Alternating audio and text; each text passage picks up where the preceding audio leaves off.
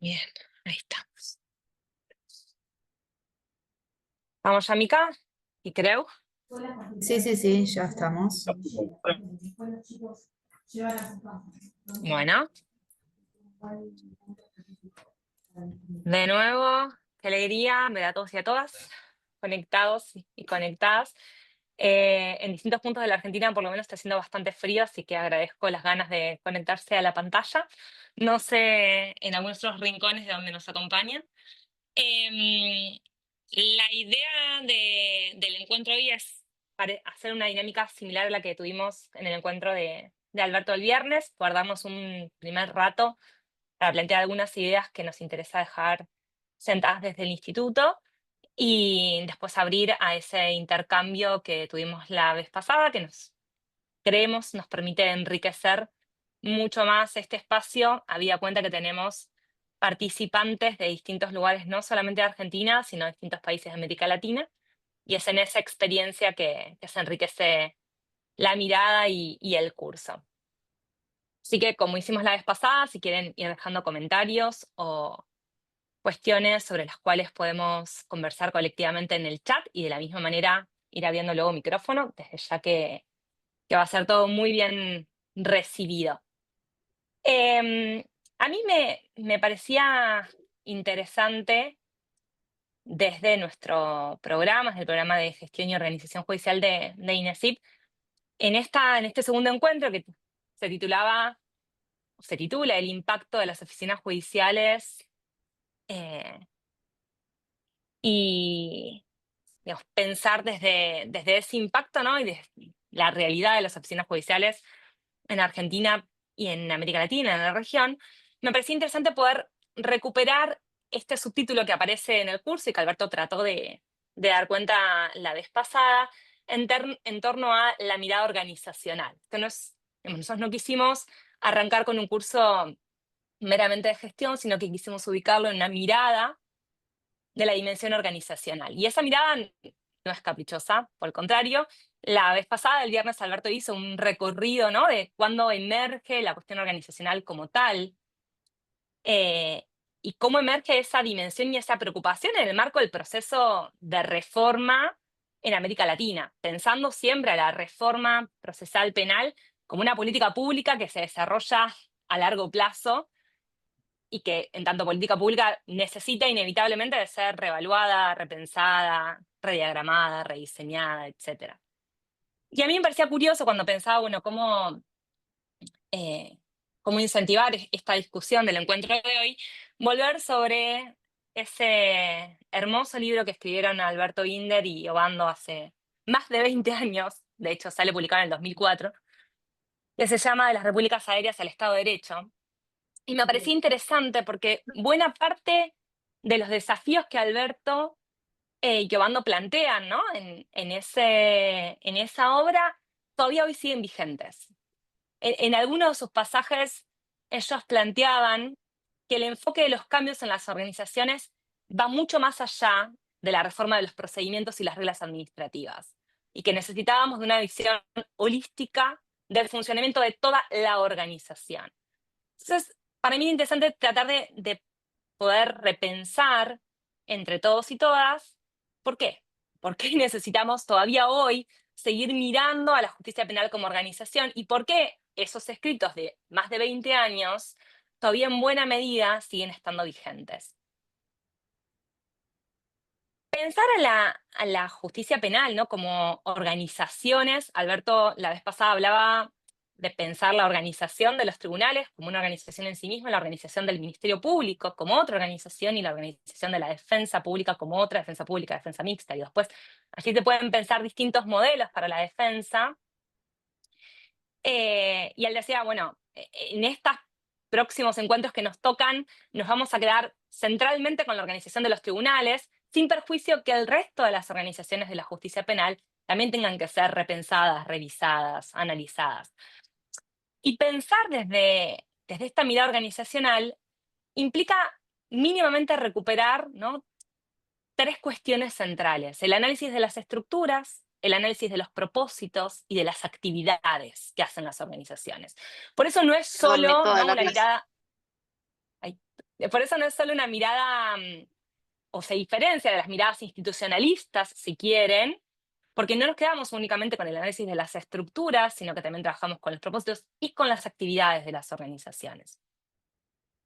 Ahora, esta mirada organizacional nos permite poder poner en perspectiva qué cambios han atravesado los tribunales en particular. Eh, y esto en buena medida porque digo, en toda América Latina, prácticamente, hemos atravesado procesos de transformación, ¿no? De las reglas, hemos atravesado procesos de transformación de las leyes, inclusive hemos atravesado procesos de reformas administrativas, hemos atravesado procesos de modernización y tecnologización que hoy están eh, muy en boga, pero en realidad esos cambios para que puedan materializarse en la reforma dependen de los cambios estructurales. Y cuando hablamos de estructura o de cambio estructural en las organizaciones desde nuestra mirada, que además está tenida, obviamente, yo no lo dije, pero en mi caso soy licenciada en ciencia política, algunos y algunas de los amigos y amigas que están hoy aquí presentes ya conocen mi trayectoria o mi mirada disciplinar en particular, pero es desde esa mirada además de donde estamos pensando y analizando la justicia penal en este programa. El cambio en esas estructuras, en las organizaciones, conlleva siempre una nueva distribución del poder. Por eso decimos que desde el análisis político, las organizaciones necesitan ser pensadas como pluralidades de centros de poder, ¿no? En los que hay distintos sectores que se enfrentan, que por supuesto defenderán sus propios intereses, pero que al mismo tiempo negocian. Ahora, hay autores, ¿no?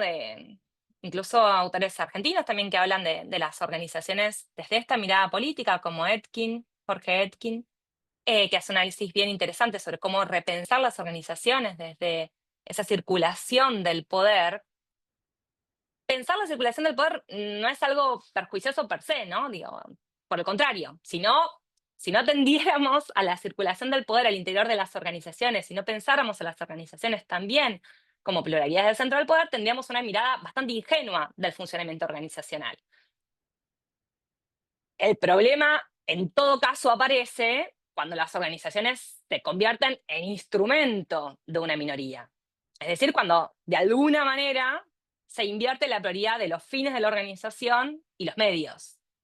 Y aparece lo que estos autores, como Etkin, pero también como algunos otros, han llamado el poder autónomo, ¿no? Esa búsqueda del poder en sí mismo.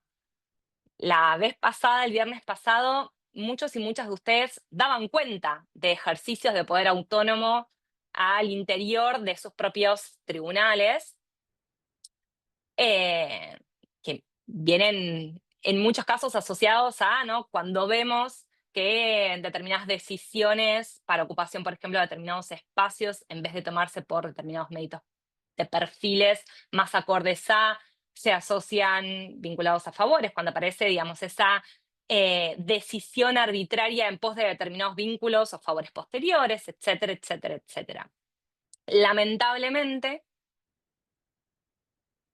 uno puede reconocer, o más de uno de ustedes seguramente tenga algún ejemplo, ¿no? de cómo ese poder autónomo aparece en las organizaciones de la justicia penal.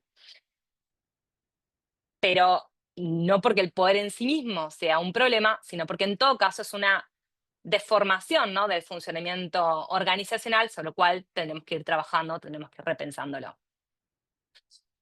Ahora, a mí me interesaba en estos pequeños minutos, volver a reponer esta mirada organizacional para ubicar por qué las oficinas judiciales. Y digo esto porque hará, no sé, unos meses atrás, no mucho tiempo, tuvimos un encuentro en el marco de la presentación de sistemas judiciales donde distintos referentes, distintas personas de América Latina participaron, em, y había un compañero que venía de Guatemala que un poco discutía la idea o la figura de la oficina judicial desde una mirada que ponderaba en todo caso la transformación de los procedimientos o de los procesos de trabajo como tal. Y yo un poco quiero discutir con esa mirada para explicar por qué para nosotros y nosotras, por qué para el INESIP, la creación de las oficinas judiciales es tan neurálgica para el desarrollo de la reforma. Pero eso implica poder entender a qué responde la creación de las oficinas, qué entendemos por oficinas, qué funciones deben cumplir, para dar cuenta de el rol y el impacto que tienen en la transformación organizacional de la justicia penal. Decíamos, la clase pasada, Alberto, trataba, ¿no?, de dar cuenta, bueno, que las oficinas en buena medida habían buscado poder materializar el cambio, ese cambio que no habíamos logrado de alguna manera desarrollar por medio únicamente de la transformación de los códigos procesales penales, que hemos avanzado en el desarrollo de las leyes orgánicas, y había aparecido esta posibilidad de empezar a instalar la figura de la oficina judicial o estos órganos administrativos, ¿no? Hay un autor, Burke, que dice que para lograr que una organización cambie, primero tiene que haber un cambio de comportamiento. Y recién después podemos empujar un cambio de mentalidad.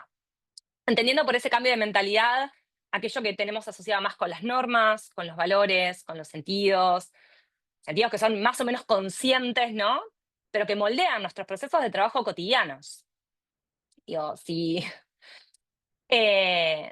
algo ya a esta altura, y Alberto también lo relataba muy bien el viernes, todos y todas sabemos, es que uno de los principales obstáculos para lograr transformar estas organizaciones de la justicia penal no estaban tan atados a poder sancionar un nuevo código, por más que eso haya significado un montón de trabajo y de procesos en sí mismo, sino que están vinculados con la cultura organizacional, ¿no? Los principales obstáculos para ese cambio en la organización devienen de la cultura, devienen de esas prácticas cotidianas que son organizadoras de sentidos para cada una de las personas que trabajan en el interior de los tribunales.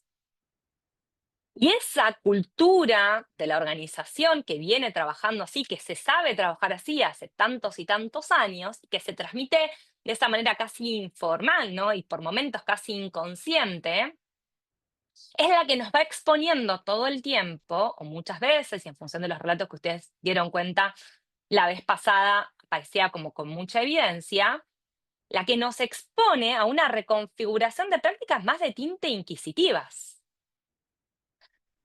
De allí que, no casualmente, Burke, que tiene uno de sus libros vinculados con el cambio en las organizaciones, ¿no? Cómo se puede desarrollar o cómo lograr el cambio en la organización, una tarea que ciertamente no es sencilla. Las organizaciones funcionan de determinada manera y transformar esos procesos, esas dinámicas, esas culturas de trabajo no es una tarea sencilla, tampoco lo es para los tribunales. Em, Él asociaba, ¿no?, la cultura de la organización a la forma en la que hacemos las cosas. Y por supuesto, dice, la forma en la que hacemos las cosas, en la que estamos acostumbrados a hacer las cosas, es siempre el aspecto más difícil del cambio organizacional. Y por eso, decía Burke, y este es el aspecto que para mí era más interesante para pensar a las oficinas judiciales, por eso necesita intervenciones revolucionarias más que evolutivas. ¿Cómo provocamos el cambio en las organizaciones penales? ¿Cómo avanzamos en aquello que nos dimos cuenta no logramos solamente redactando nuevos códigos procesales penales?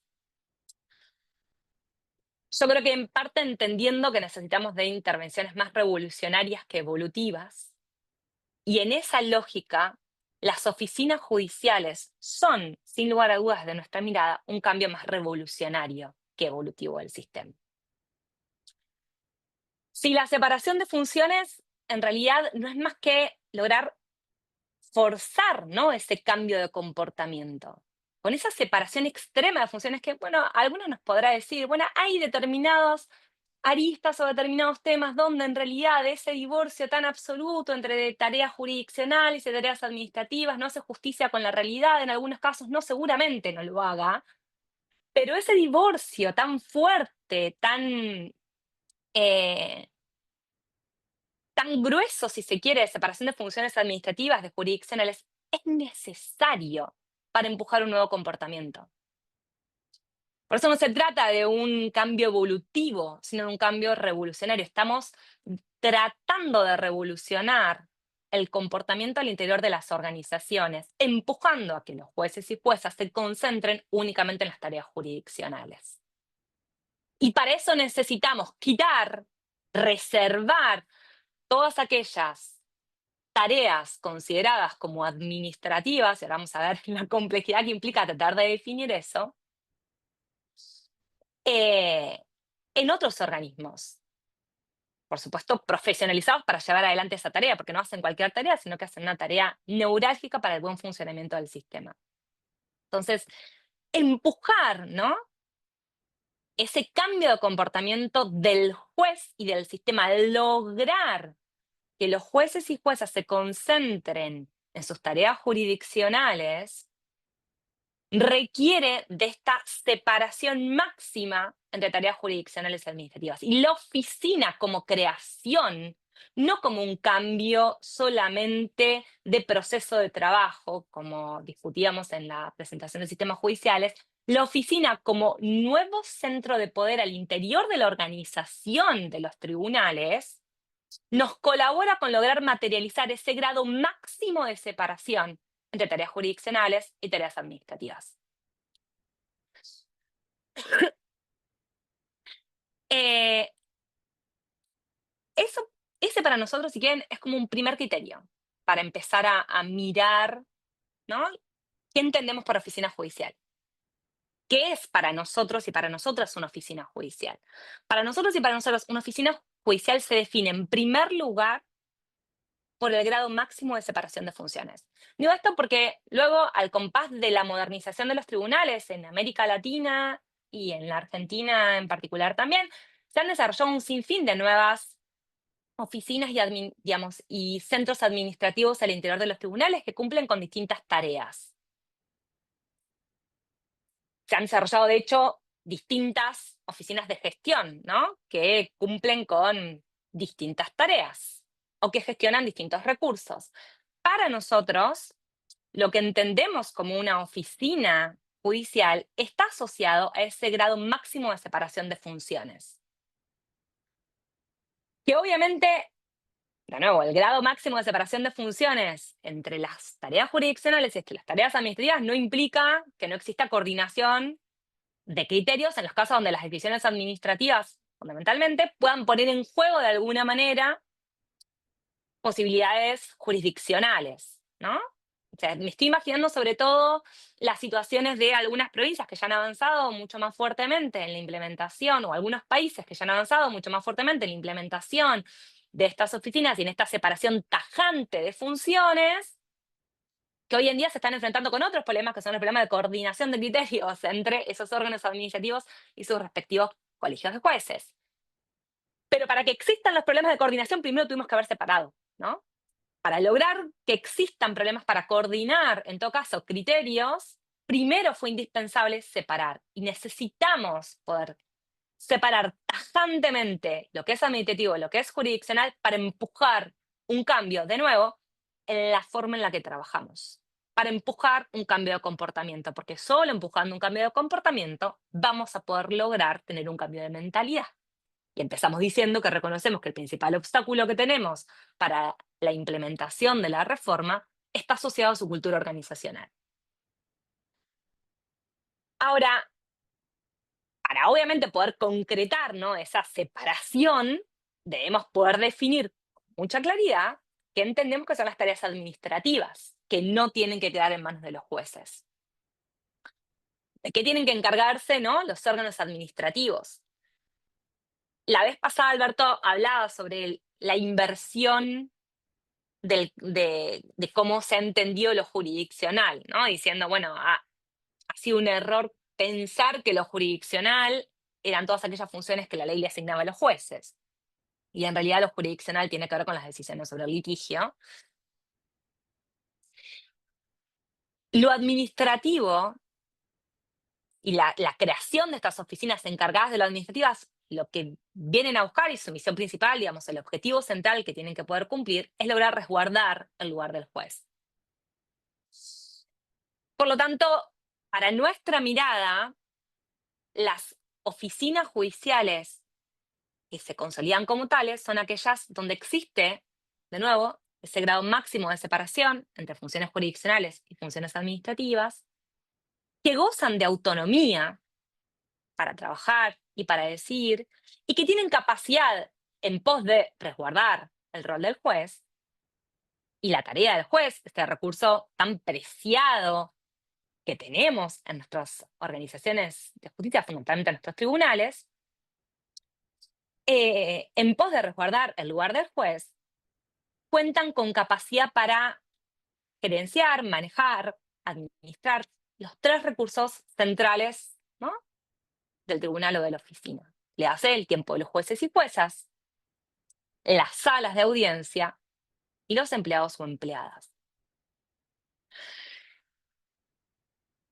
El segundo criterio para nosotros y para nosotras, es decir, para pensar las oficinas judiciales y lo que entendemos por oficinas judiciales, además de este grado máximo de separación de funciones, viene asociado con las funciones que debe cumplir la oficina que le permitan lograr garantizar una gestión administrativa del caso. Digo, o sea, hace un rato decíamos, bueno, ¿cómo podemos definir lo jurisdiccional? Y terminábamos diciendo que lo jurisdiccional tenía que ver con las decisiones que se tomaban sobre el litigio y lo administrativo parecía ser todo aquello que no tiene que ver con eso, en esas primeras definiciones que dan varios textos. No sé, si ustedes recorren el texto clásico de Vargas se van a encontrar con esas definiciones base, pero sobre las cuales después se fueron complejizando en pos de tratar de definir.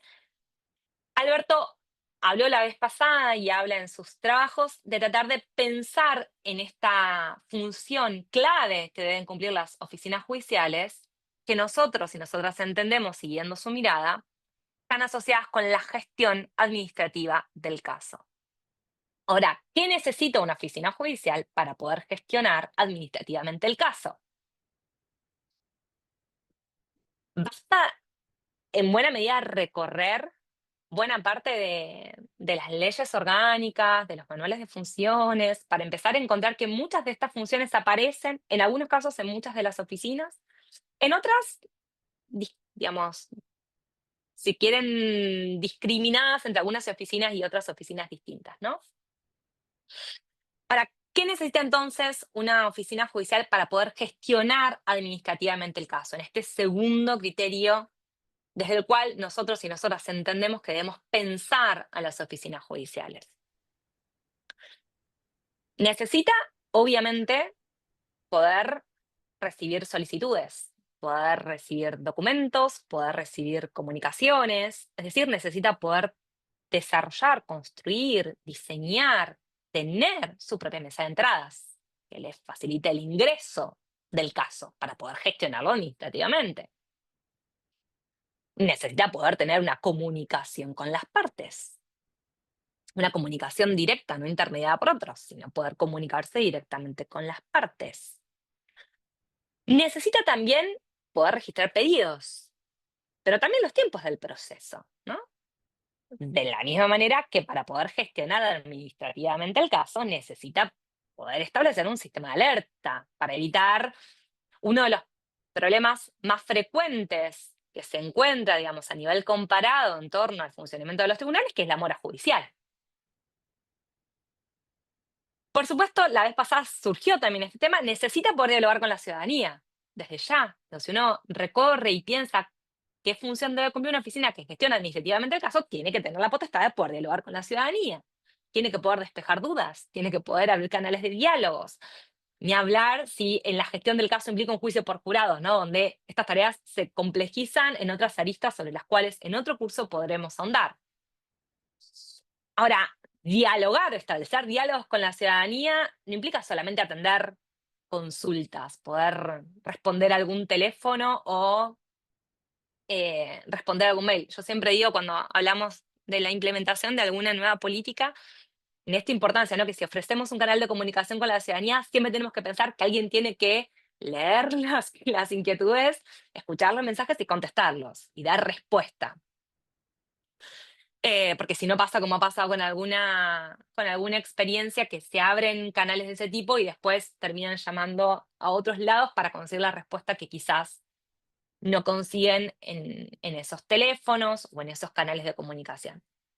Ahora, decía yo, dialogar, obviamente usted lo sabrá muy bien, no implica solo atender estas consultas, sino también proyectar una política de rendición de cuentas sobre cómo gestionamos administrativamente el caso, ¿no? De comunicación y de difusión de estos trabajos que hacemos desde esta oficina judicial. Para poder gestionar un caso, por supuesto, necesitamos agendar audiencias. Y agendar audiencias implica disponer de la agenda, implica decidir el agendamiento autónomamente. Aquí, digo, hay varios ejemplos, ¿no? Sobre cómo todavía, y por eso nos parece interesante pensarlos como criterios para luego salir a mirar la realidad de las oficinas judiciales y hasta dónde esas oficinas pueden o no cumplir con cada una de estas funciones. Por supuesto, para poder gestionar administrativamente los casos, la oficina tiene que poder distribuir la carga de trabajo entre los jueces y las juezas y entre los empleados y empleadas de la oficina. Y eso implica establecer criterios de priorización de la carga de trabajo, de priorización no solamente del trabajo que van a hacer jueces y juezas, sino también de empleados y empleadas, de funcionarios y funcionarias al interior de la oficina. Implica desarrollar criterios de priorización, de distribución y de asignación. Preguntas básicas: ¿en qué tiempos tenemos que gestionar qué casos?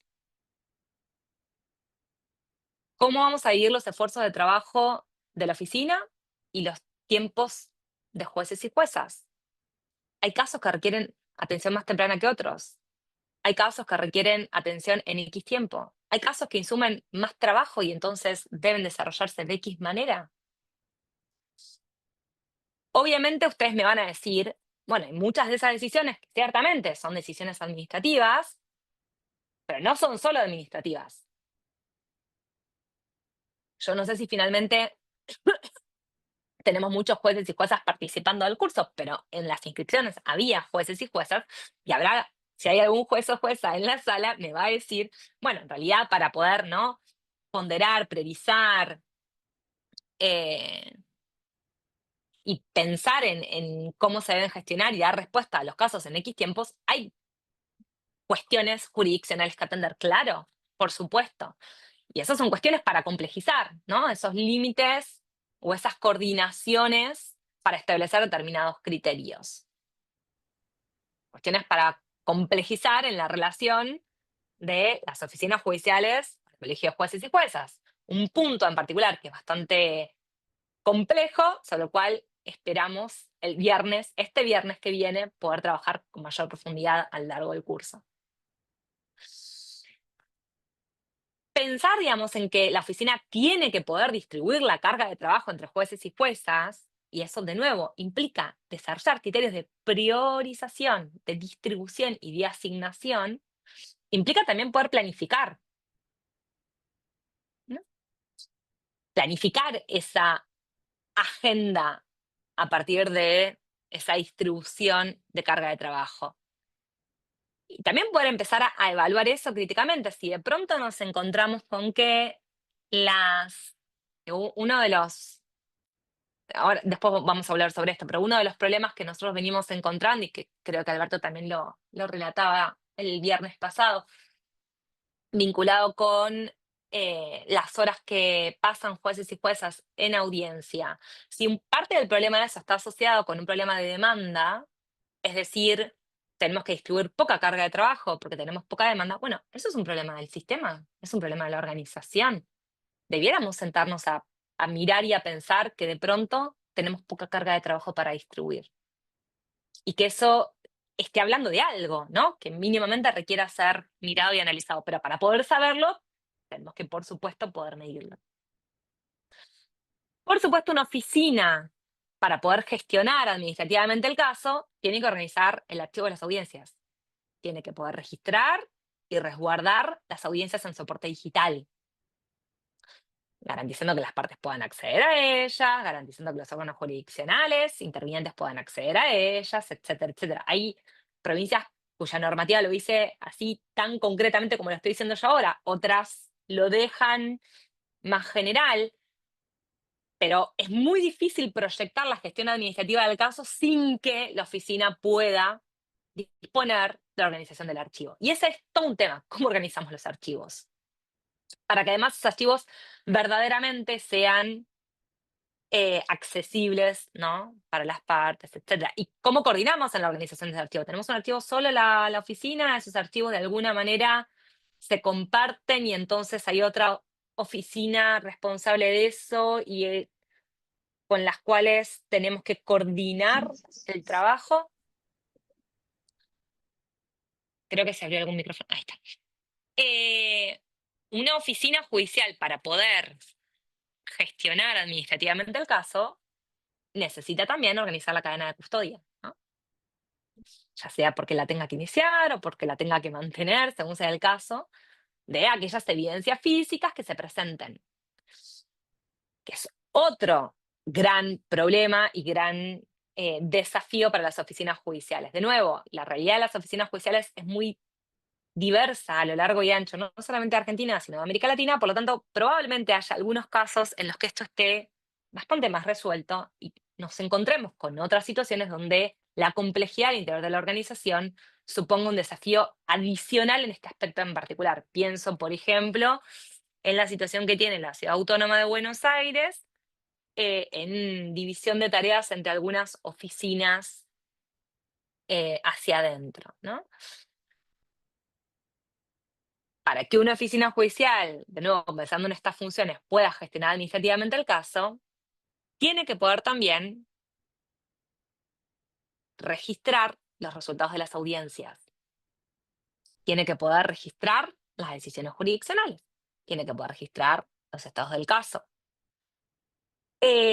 Ahora, para poder registrar cada una de estas decisiones, se necesita, ¿no?, de ese cambio también de comportamiento y de crear el hábito del registro de la información, para poder además empezar a pensar qué información es importante para la toma de decisión, qué información es importante para la evaluación posterior, qué información necesitamos a la hora de gestionar.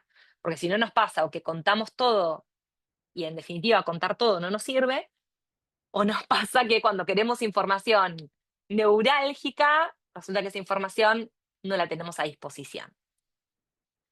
En diálogo con eso, una oficina para poder gestionar eficientemente, para poder gestionar administrativamente eficientemente los casos, necesita desarrollar estadísticas y evaluar la eficacia y la eficiencia de su trabajo. En esa lógica, la oficina determinará sus propios objetivos. Probablemente algunos de ellos en coordinación, de nuevo, con los colegios de jueces. Y yo hago énfasis en los colegios de jueces porque la proyección de una oficina de gestión integral va de la mano, ¿no?, con la transformación en cómo se organizan los jueces y juezas para llevar adelante su trabajo. Y no es casual que las oficinas que han logrado cristalizarse como oficinas de gestión integral, como desde el instituto tratamos de llamarlas, estén vinculadas con aquellos espacios en donde han logrado producirse transformaciones al nivel de la organización de los jueces y juezas en colegios, ¿no?, en pools de jueces y juezas sobre los cuales la oficina dispone para poder organizar mejor el tiempo y el trabajo de los jueces y jueces. Pero decíamos, para que pueda gestionar eficaz y eficientemente la administración del caso, necesita también poder llevar adelante estadísticas y definir objetivos.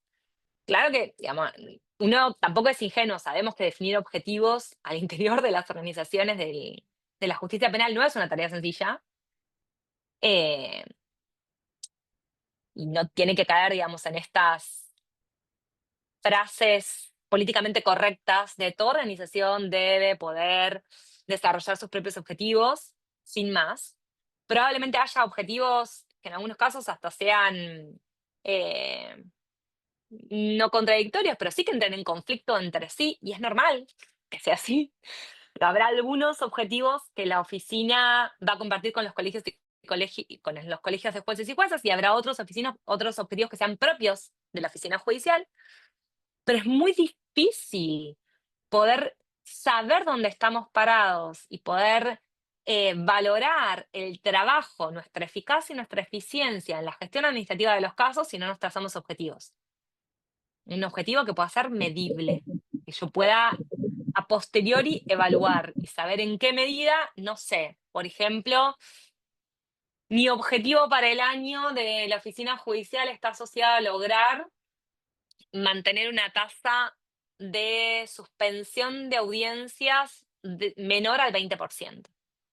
Entonces, proyecto el año y las acciones que hago a posteriori y relacionadas con eso están en lograr, ¿no?, que la tasa de suspensión de audiencia no supere el 20% en el año. Eso es un objetivo claro, concreto. Me tracé una meta, lo puedo medir, lo puedo evaluar. Si fracasé o no, no es para que alguien después me esté contando las costillas, sino para poder entender, bueno, si no logré alcanzar ese 20% o menos de suspensión de audiencias al año, bueno, ¿qué sucedió? ¿No? O sea, para poder de nuevo valorar la eficacia y la eficiencia, siempre debe estar vinculado con algún objetivo que me estoy trazando, porque si no es casi que en abstracto. Eh, y es difícil, digamos, entendemos, no estamos tan acostumbrados o acostumbradas a proyectar nuestro trabajo por medio de determinados objetivos. No, objetivos que podamos medir, cuantificar, evaluar. Y obviamente que parte, ¿no?, de estos ejercicios, sobre todo de la posibilidad que tienen las oficinas judiciales y la necesidad que tienen las oficinas judiciales para gestionar administrativamente los casos, de trazarse objetivos, de desarrollar estadística, de registrar información, las ponen en diálogo con otras instancias administrativas de los tribunales superiores de justicia, que también, por ejemplo, acopian estadísticas, que también, por ejemplo, recaban datos. Y muchas veces en esas lógicas, ¿no?, de pase de información o de pase de datos, aparecen una serie de conflictos eh,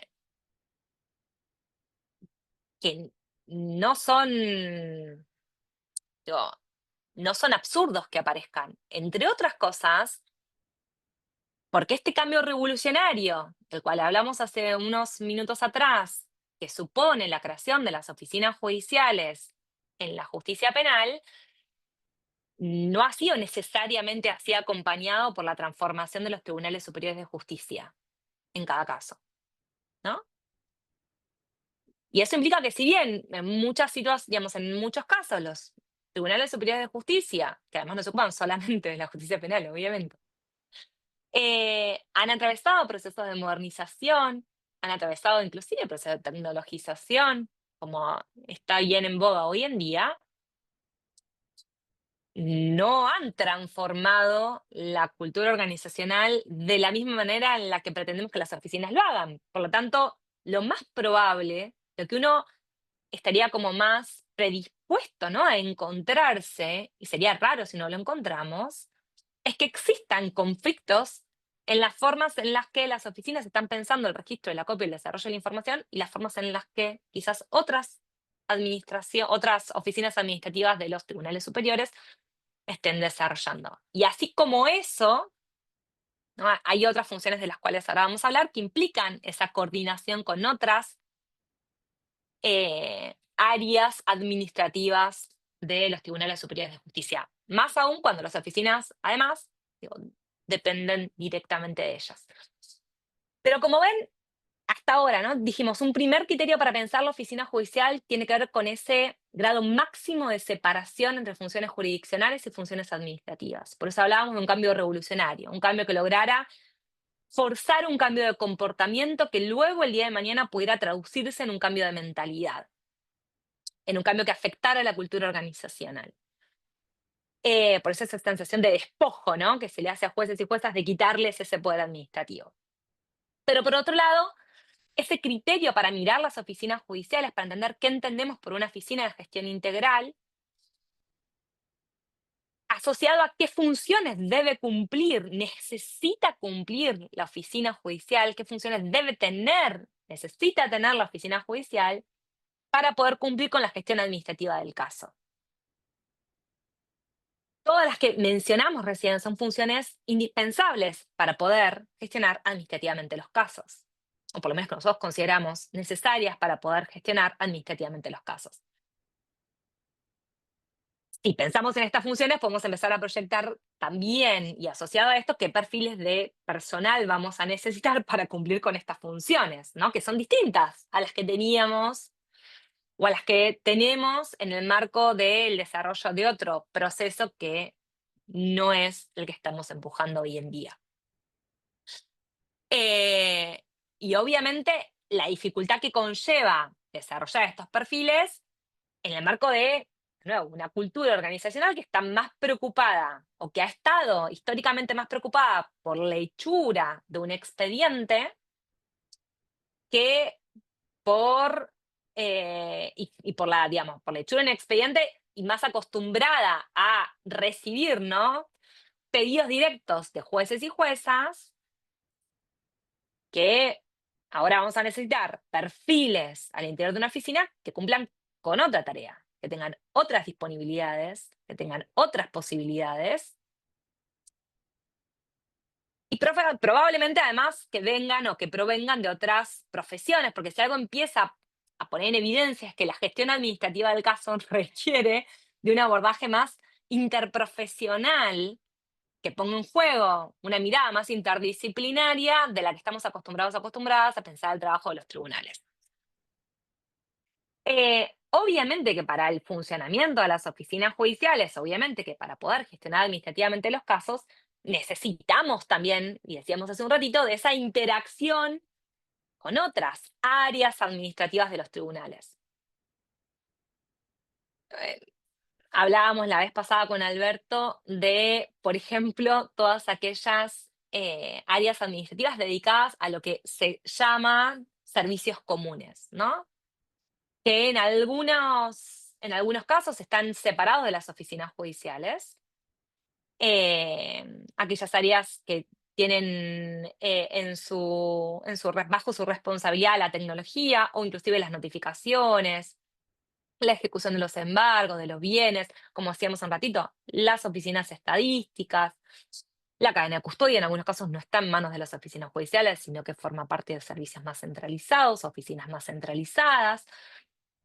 Y al mismo tiempo, las oficinas judiciales, para desarrollar o poder gestionar administrativamente los casos, van a necesitar entrar en coordinación y en diálogo con aquellas áreas encargadas de lo que nosotros llamamos la macroadministración de los recursos de los tribunales, ¿no? De los presupuestos, de los recursos materiales, de los recursos humanos. Digo, los directores y directores de oficinas cuentan con un determinado presupuesto para poder llevar adelante las tareas de la oficina, pero luego para pelear por ese presupuesto no es una decisión que les dependa directamente. Para poder solicitar determinados recursos materiales está la solicitud, pero la decisión no es algo que les dependa directamente. Lo mismo a la hora de requerir determinados recursos humanos para la oficina. El último encuentro lo tenemos con Romina Rosa Rogido, ella podrá dar cuenta de todas estos tránsitos que ha tenido en cada una de estas instancias, cuando además la oficina entra en diálogo con, de nuevo, otras oficinas administrativas que son oficinas, pero no son oficinas judiciales de gestión integral como lo estamos entendiendo nosotros. Por supuesto, son oficinas que colaboran con la gestión judicial a grandes rasgos, con esa macroadministración de los tribunales, y que además, decía yo hace un ratito, en buena medida se han modernizado, pero no han atravesado los mismos procesos de transformación que sí están atravesando las oficinas judiciales. Y además, que conforme no han atravesado esos procesos de transformación, ¿no? Que sí han transitado las oficinas judiciales, todavía en los tribunales superiores de justicia, en muchos casos, los jueces y juezas tienen bastante intervención en esas tareas de administración.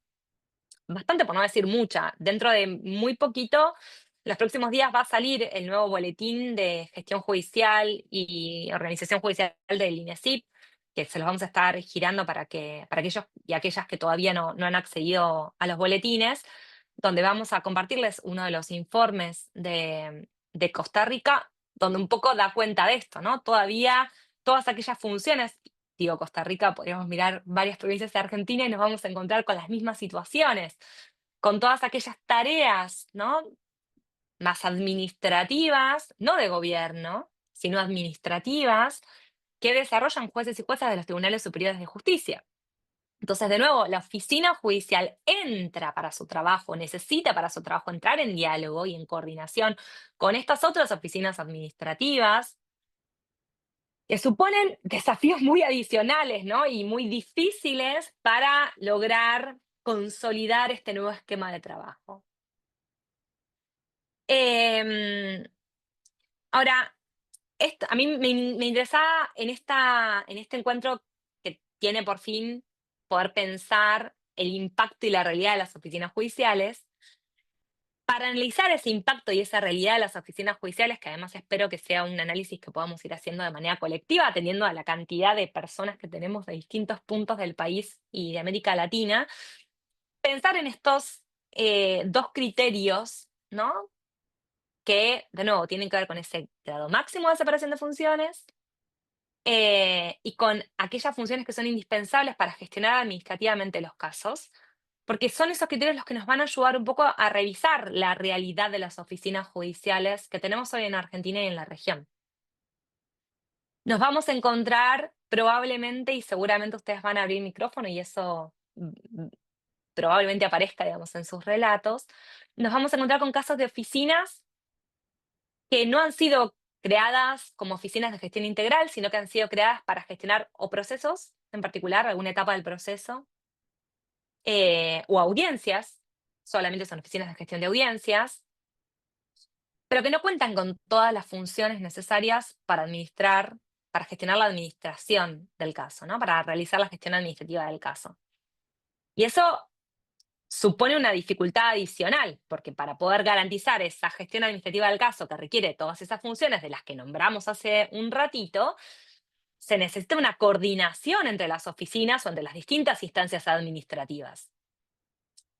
Eh, Obviamente que un punto que nosotros entendemos que tenemos que mirar mejor y alentamos a que nos ayuden también a poder estudiarlo, revisarlo, repensarlo, es atender estos impactos, ¿no? Estudiar mejor qué ha pasado en el resultado de la gestión administrativa del caso en estos casos, en los casos en los que no contamos con oficinas de gestión integral, no contamos con oficinas que puedan gestionar administrativamente el caso, sino que nos encontramos con oficinas que están encargadas de algunas de estas dimensiones, de algunas de estas funciones y que necesitan indispensablemente coordinar para poder llevar adelante la tarea.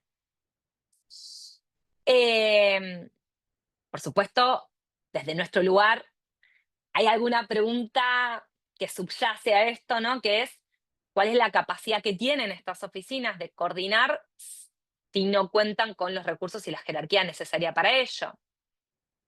Y digo esto porque cuando uno recorre el desarrollo de algunas últimas oficinas judiciales, digo, un ejemplo como eh, no anecdótico, pero de detalle, digamos, para mirar esto.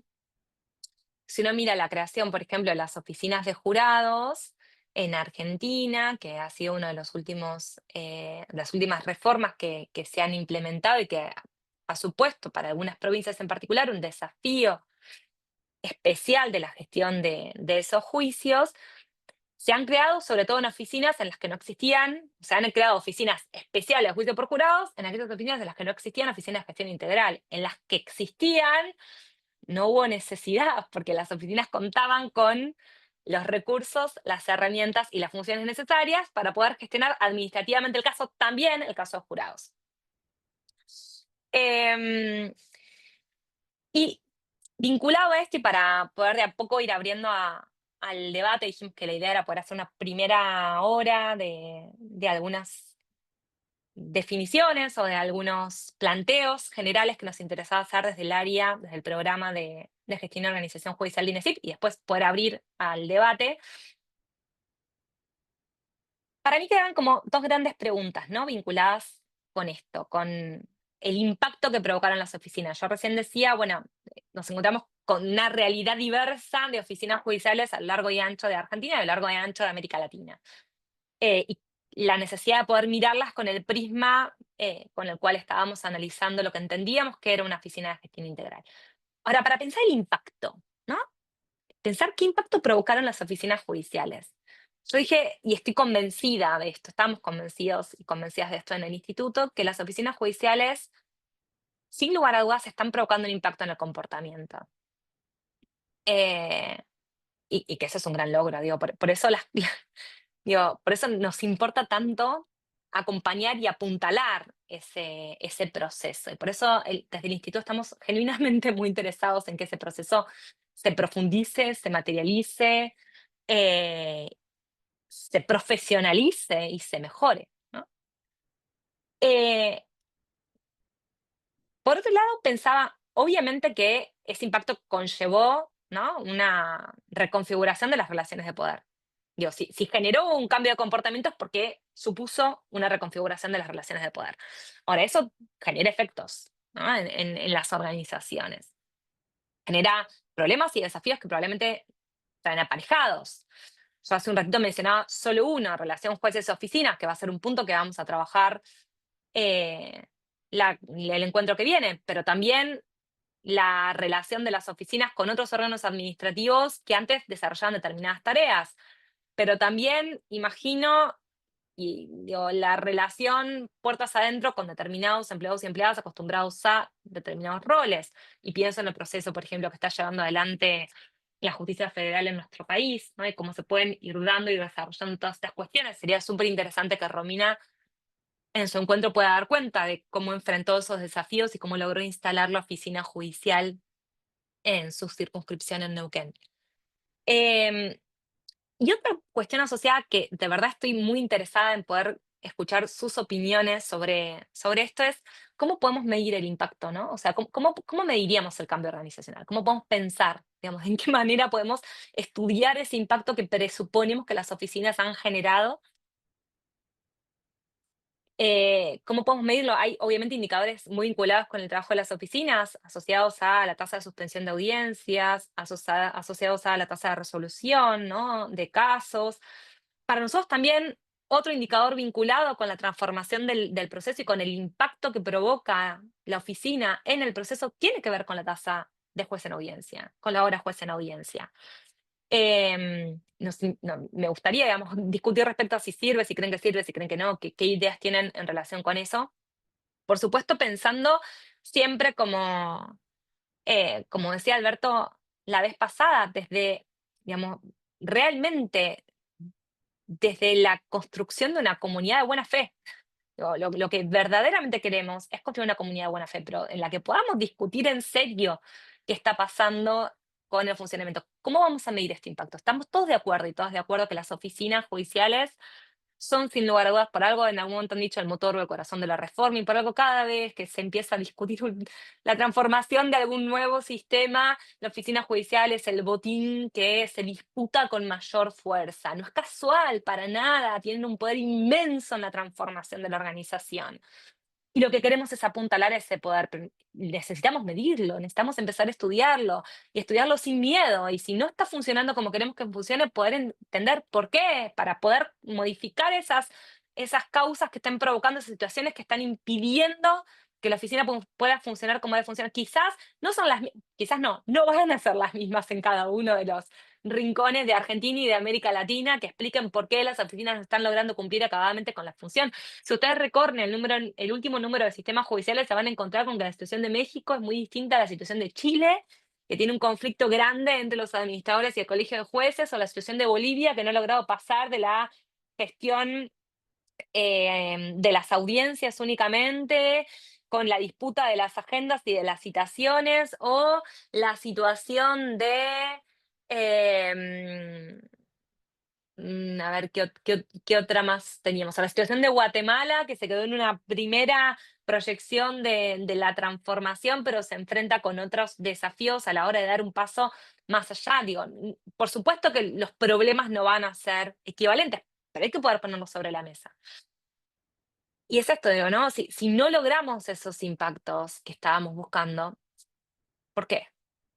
Tratemos de empezar a pensar eh, colectivamente. ¿Por qué? Porque el riesgo que tenemos para nosotros, uno de los principales riesgos que enfrentamos, si no podemos preguntarnos por el funcionamiento del impacto de las oficinas judiciales, en base a esto que entendemos que la oficina tiene que poder desarrollar, ese riesgo de terminar burocratizando este actor revolucionario que venía a cambiar el comportamiento de la organización judicial. Y a nosotros a veces, y a nosotras a veces, algunos discursos de modernización y de tecnologización, que por supuesto son muy necesarios y muy indispensables, pero cuando atraviesan sin ser anclaje en los cambios organizacionales necesarios, corremos el riesgo de cambiar de nombre, decir que ahora hemos cambiado un poquito y en realidad el funcionamiento del trabajo sigue siendo el mismo. Con estos disparadores, estas ideas, me gustaría abrir al debate, a la discusión, a ver qué piensan, qué evalúan, qué dicen.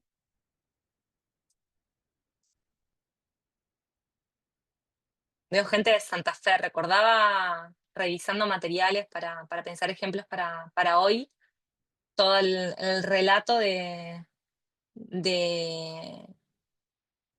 los vínculos y las coordinaciones entre las oficinas y, por ejemplo, la Secretaría de Gobierno de la Corte, ¿no? En términos de cómo intervienen esos otros organismos y los desafíos que enfrentan las oficinas con sus lógicas de trabajo frente a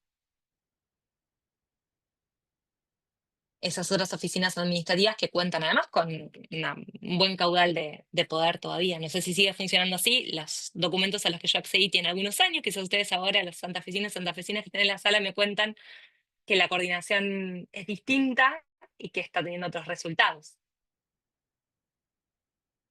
Me preguntan el nombre de organización y cambio, el del cambio, BURC. Se los escribo acá.